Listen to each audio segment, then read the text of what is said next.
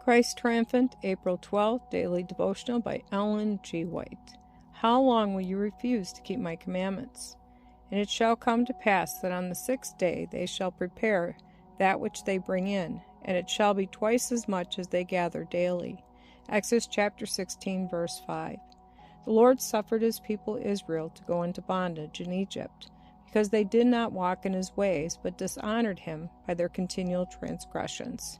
Here, subjected to oppression and hard servitude, they could not keep God's Sabbath, and by their long mingling with the nation of idolaters, their faith became confused and corrupted.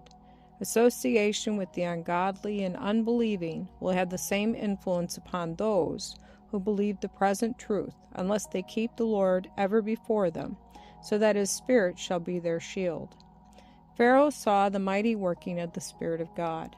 He saw the miracles the Lord performed by his servant, but he refused obedience to God's command.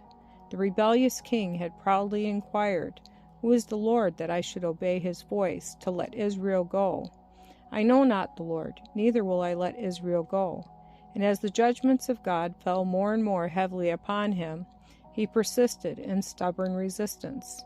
By rejecting light from heaven, he became hard and unimpressible.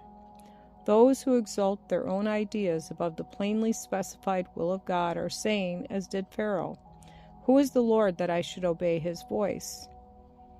Exodus chapter 5, verse 2. Every rejection of light hardens the heart and darkens the understanding, and thus people find it more and more difficult to distinguish between right and wrong, and they become bolder in resisting the will of God. The Lord brought Israel from Egypt that they might keep his Sabbath, and he gave them special directions how to keep it. The instructions given to Moses were recorded for the benefit of all who should live upon the earth to the close of time. God has spoken, let us listen to his words and obey them. When the manna was given, the people were tested upon God's law.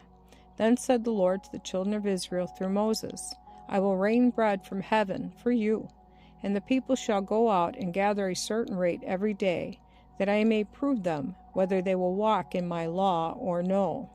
Exodus chapter 16, verse 4. Notwithstanding the special direction of God, some did go out to gather manna on the 7th day, but they found none. And the Lord said unto Moses, "How long refuse ye to keep my commandments and my laws?" Exodus chapter 16, verse 28. That there might be no mistake in the matter, the Father and the Son descended upon Mount Sinai, and there the precepts of his law were spoken in awful grandeur in the hearing of all Israel.